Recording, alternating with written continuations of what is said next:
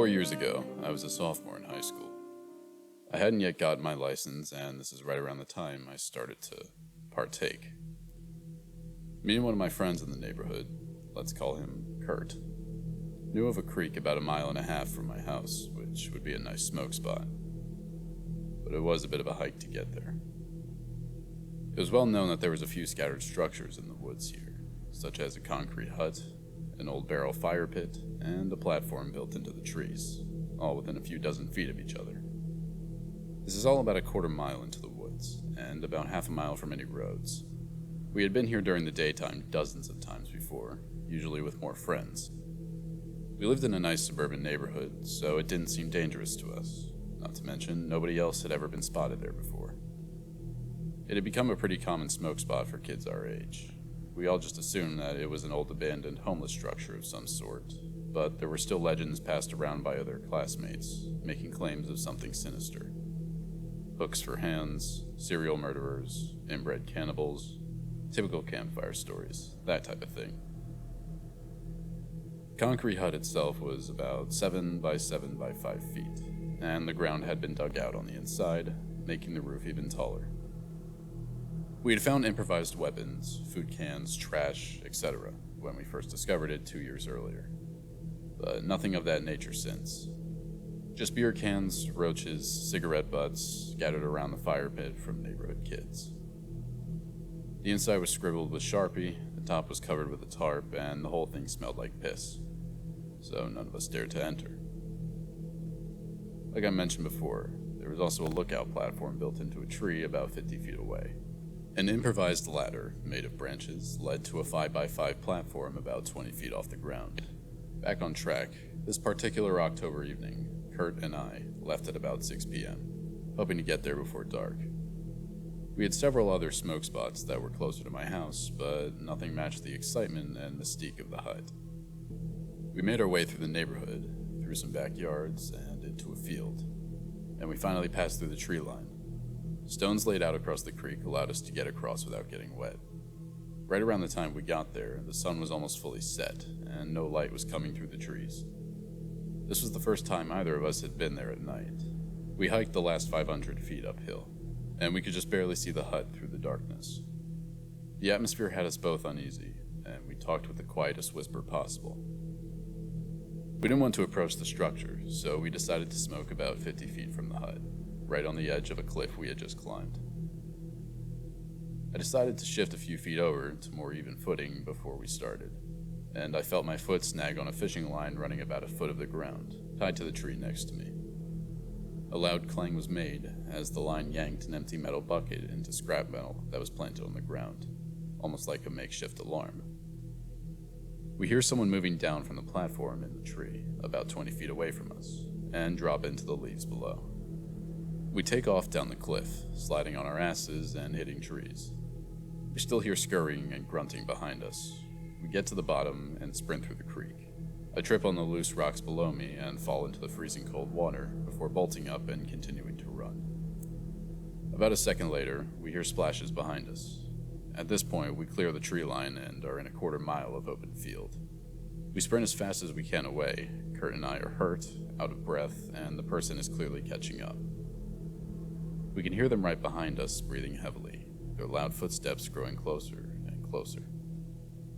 We sprint through someone's backyard, and we hear their dogs start barking. We finally run into the middle of the street, and a car slams on their brakes. Kurt and I screech to a halt to avoid the car.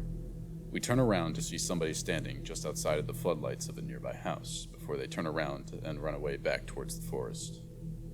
We apologized to the driver, ditched the weed, and I called my sister to come pick us up.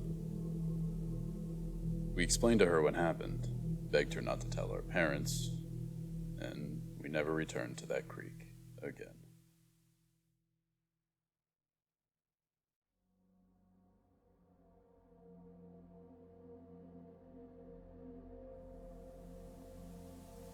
This occurred around 1999 and 2000. My best friend and I were avid outdoor adventurers and amateur pot growers. We would frequently find secluded places in the woods that allowed for ample light and shade for plants to grow, and that would not allow them to be easily found. One particular day, we went to an annex of trails near the New Jersey State Park trail system. The trails weren't in the park, but I had hiked them before, and I knew they weren't that frequented. We'd gone out that day with our seeds partially sprouted in moist paper towels. We parked the car at the trailhead and started hiking in. We covered a mile or so and then ventured off the trail into the woods. We found a clearing, planted the seeds, and tied a few barely visible ribbons off to mark the way to the plant spot to check them in the future. My friend and I got back on the trail and started walking back to the car when my friend noticed a man in the other direction, just staring at us. He was probably in his 30s or 40s, bald head, normal clothes, and we didn't think anything of it for the most part, but we definitely kept looking back, as anyone would when someone is behind them in the woods. We saw that he was walking 60 plus feet or so behind us. It seemed weird, but it was probably more so due to us having anxiety that we just planted seeds. We picked up the pace, but the man also seemed to pick up his, as we weren't gaining any distance. At one point, we decided to just get off the trail and let him pass. We turned off the trail and walked into a thicket of bushes, which I remember getting vividly shredded on. We got deeper into the woods and heard cursing coming from behind us. When we turned around, the man was coming through where we entered. It was at that moment that we actually became scared. Mind you, we were two young, strong 19-year-olds, but regardless, a man following you into the woods is just damn creepy. We made a kind of U maneuver to outflank him and came out of the woods a bit further down the trail. As we were running, there was a fork in the trail, and my friend went right, and I went left. I realized my mistake, as my buddy was going down the correct path and I wasn't, so I turned around and started running back towards the fork to follow my friend. As I was running towards the direction we came from to get to the fork, I could see the man running towards me down the trail. He was a distance away, but not far enough in my eyes. Survival mode kicked in and I ran as hard as I could. I caught up to my friend, who was walking at that point. I screamed that he's after us, and we both booked it all the way to the car. We got in the car, shaking and out of breath. We backed up and started to get out of the parking lot when the man appeared at the trailhead. He stopped there and just stared at us as we drove away. I always wondered what that was all about. Did he want to kill a couple of 19-year-olds? Was he also doing something illegal in those woods and wanted us gone? My buddy and I still laugh and talk about that day, 22 years later.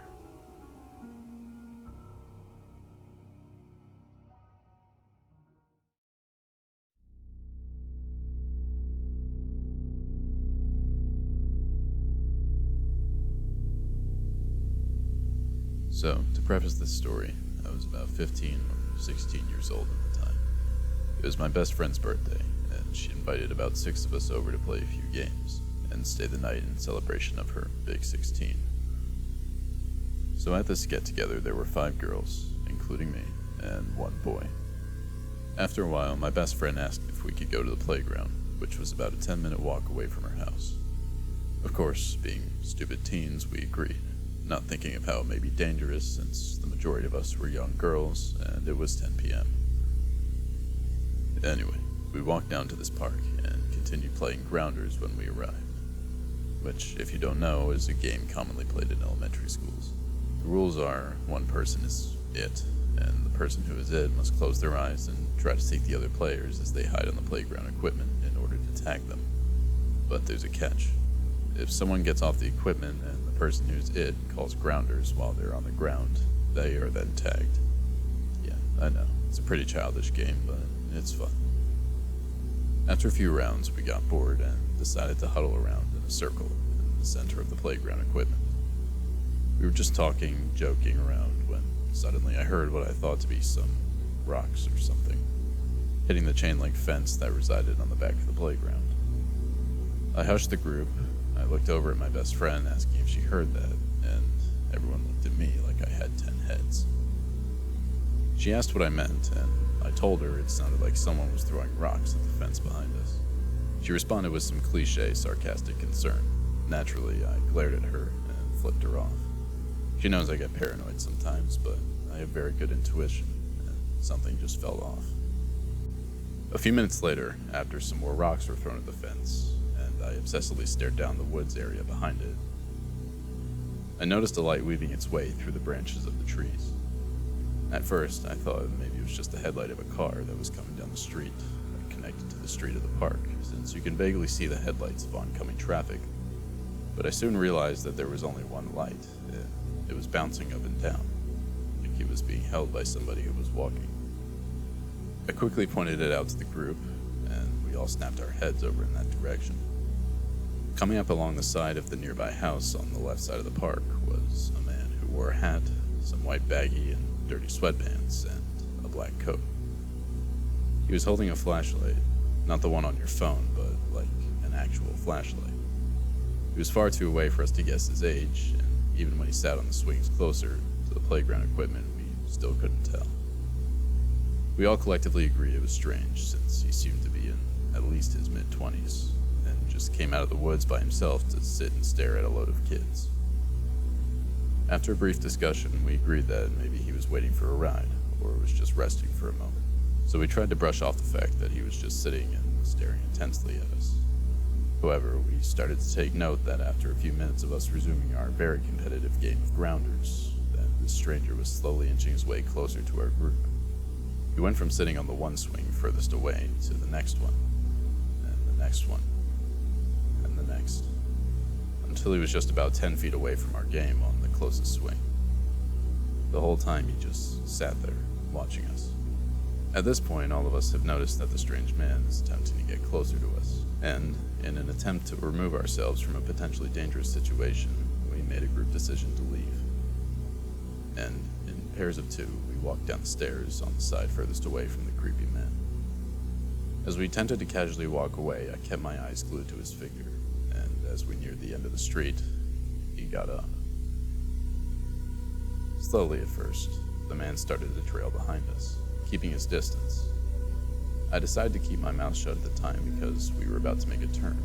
I thought that if he continues to follow us, instead of going the other way, I'd bring it up to the others. And, wouldn't you know it, the creep stays hot on our heels, not only following which turn we took, but he also started sprinting towards us, screaming, "You motherfuckers, I'll fucking kill you." The adrenaline I felt made me run so fast I was ahead of everyone else. Everyone was ushering each other to run. I didn't even take a second to see if the others were behind me. That was until I heard my best friend struggling to run. She has pretty bad asthma. I instantly felt horrible for running off on her. So I ran back to her side and grabbed her hand, quite literally dragging her along, repeating things like, "Deep breaths. You got this. Come on, we have to go now." This whole time, the man was still running and screaming behind us and was catching up quickly.